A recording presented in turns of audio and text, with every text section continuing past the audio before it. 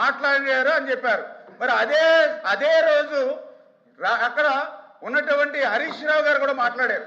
ఆ రోజు 2020 సంవత్సరంలో ఎన్జీటీకి మేము వెళ్ళి రాయలసీమ ఎత్తిపోతల పథకాన్ని ఆపాము.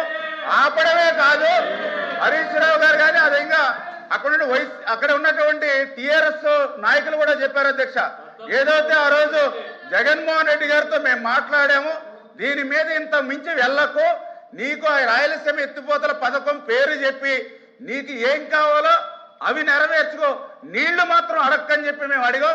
ఆ రోజే మేము నిలిపివేసామని చెప్పేసి అక్కడ టిఆర్ఎస్ నాయకులు మాట్లాడుతున్నారు అధ్యక్ష. అంటే నేనేం చెప్తున్నానంటే పొరుగు రాష్ట్రంలో వాళ్ళ రాజకీయ లబ్ధి కోసం వాళ్ళు మాట్లాడతారు, ఇక్కడ వాస్తవాలు ఏంటనేది మనం అంగీకరించవలసిన అవసరం ఉంది. నేను చాలా క్లియర్ గా చెప్పాం.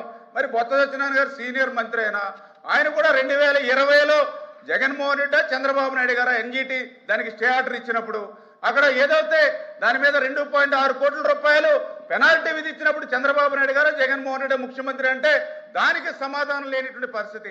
మేము ఎన్జీటీ మాకు ఆదేశాలు ఉన్నా కూడా ధైర్యంగా చేసామని చెప్తా ఉన్నారు.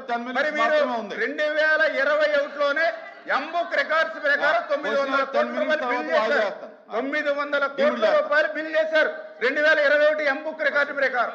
మరి 2022, 2023, 2024 అదే ధైర్యంగా మీరు ఎందుకు చేయలేకపోయారు?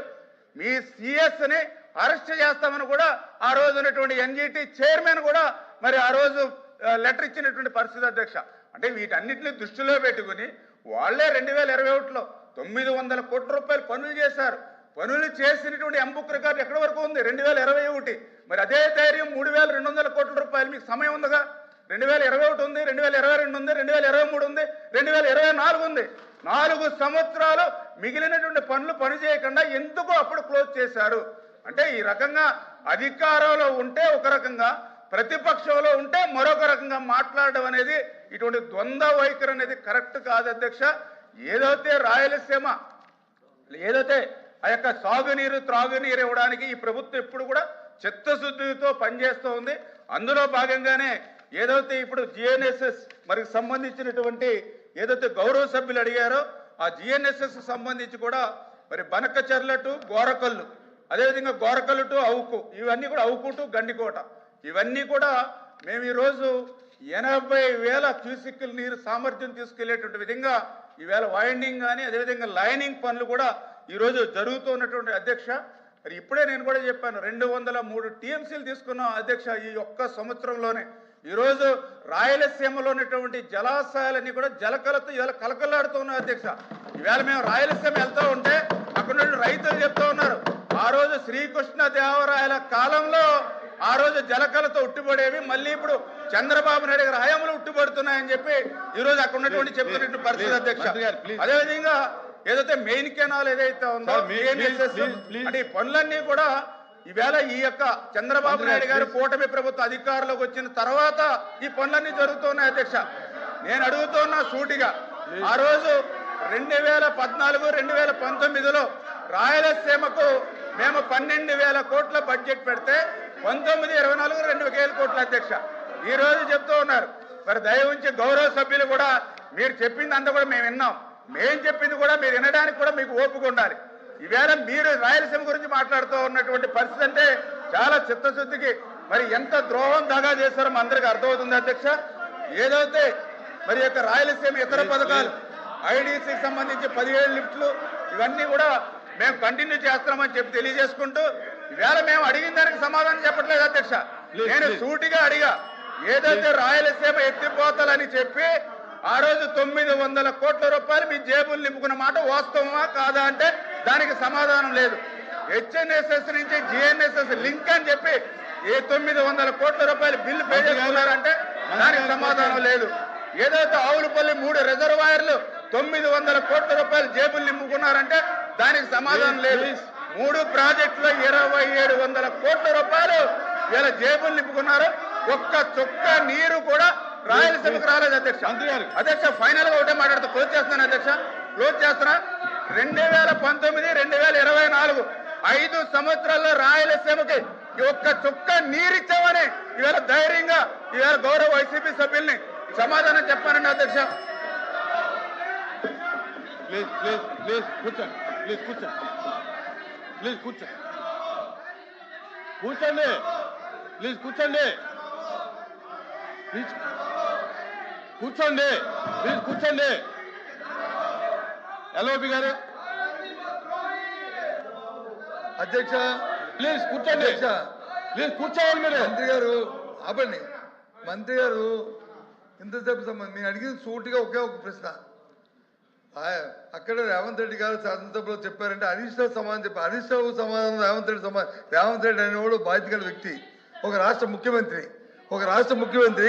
నేనే ఆపించాలని రాష్ట్ర ముఖ్యమంత్రి పేరు చెప్పినప్పుడు ఇక్కడున్న ముఖ్యమంత్రి, ఇక్కడున్న మంత్రివర్గ సభ్యులు చెప్పవలసిన బాధ్యత ఈ రాష్ట్ర ప్రజానికి, ఈ జాతీయ ఉంది. దాన్ని విస్మరించి వాళ్ళ మీద రాజగోపాల్ చెప్తారండి అధ్యక్ష. అధ్యక్ష అంటే మీ ఉద్దేశం మీరు ద్వంద్వ వైఖరి ఈ రాజ్యం గురించి మీరు రావడం మీకు ఇష్టం లేదు, మీరు ఎడారిగా మాట్లాడలేదు మీ ఉద్దేశం. ఆ ముఖ్యమంత్రి వచ్చి డెలిబరేట్ గా చెప్తే కాదు ఇది వాస్తవం కాదు, ఇది కాదు అని చెప్పడానికి ఏం చెప్పడం అధ్యక్ష. మీకున్న అధ్యక్ష, మీకున్న అల్సర్ అధ్యక్ష, మీకున్న ఏంటి అధ్యక్ష అర్థం అవ్వట్లేదు. ఎందుకు చెప్పట్లేదు?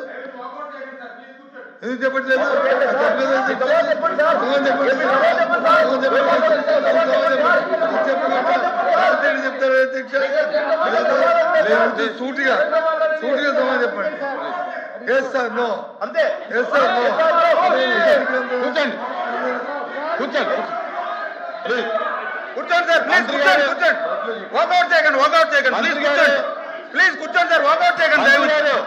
ఏదైతే ఈవేళ సార్ ఇప్పుడు వాళ్ళు అడిగిన దానికే నేను సమాధానం చెప్తూ ఉన్నా. ఈవేళ పొరుగు రాష్ట్రానికి సంబంధించినటువంటి ముఖ్యమంత్రి పేరు ఎవరు తీసుకొచ్చారు అధ్యక్ష? గౌరవ సభ్యులు, వైఎస్ఆర్సీపీ సభ్యులు తీసుకొచ్చారు. దానికే నేను సమాధానం చెప్పా. ఏదైతే ఈరోజు మరి అక్కడ రేవంత్ రెడ్డి గారు ముఖ్యమంత్రిగా ఉంటే, జగన్మోహన్ రెడ్డి ముఖ్యమంత్రిగా ఉన్నప్పుడు కేసీఆర్ ముఖ్యమంత్రిగా ఉన్నాడు, హరీష్ రావు మంత్రిగా ఉన్నారు అధ్యక్ష. ఆ రోజు చాలా క్లియర్ గా కేసీఆర్ గారు చెప్పారు. అందులో పర్టికులర్ గా మన రాయలసీమ ఆ రోజునటువంటి మన మంత్రి ఇంటికి వచ్చి భోజనం చేసి ఆ రోజు ఆయన చెప్పారు అధ్యక్ష. ఏదైతే చాలా క్లియర్ గా రాయలసీమ వెనుకబాటుతనం పోవాలని అంటే గోదావరి జలాలు రావాలని చెప్పి కేసీఆర్ గారు కూడా ఆ రోజునటువంటి రోజా మంత్రి గారు ఇంటి దగ్గర చెప్పినటువంటి పరిస్థితి అధ్యక్ష. అదేవిధంగా హరీష్ గారు అయితే చాలా క్లియర్ గా చెప్పారు అధ్యక్ష. ఏదైతే ఆ రోజు జగన్మోహన్ రెడ్డిని మేమే ఒప్పించి, ఆ రోజు వైఎస్ఆర్సీపీ నాయకులు కూడా చెప్పారు, మేమే ఎన్జీటీకి వెళ్ళి జగన్మోహన్ రెడ్డిని ఇంతకు మించి ముందుకు వెళ్ళొద్దని ఆదేశాలు ఇచ్చామని చెప్పి మరి అక్కడ ఉన్నటువంటి మరి కేసీఆర్ గారు కానీ హరీష్ రావు గారు కానీ మరి అక్కడ నాయకులు చెప్పారు అధ్యక్ష. అంటే ఈ రకంగా అధికారంలో ఉన్నప్పుడేమో రాయలసీమ ఎత్తిపోతల పథకాన్ని మర్చిపోయారు అధ్యక్ష 4 సంవత్సరాలు. ఇవాళ ప్రతిపక్షంలోకి వచ్చిన తర్వాత 11 సీట్లకు కూర్చోబెట్టిన తర్వాత ఇప్పుడు గుర్తొచ్చింది అధ్యక్ష. రాయలసీమ ఎత్తిపోతలు 11 సీట్లు ఇస్తేనే కానీ వీళ్ళకు గుర్తు రాలేదు అధ్యక్ష. ఏంటి రాయలసీమ ఎత్తిపోతల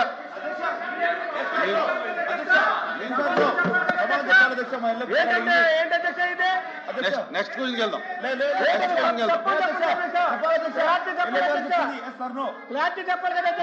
చెప్తాను.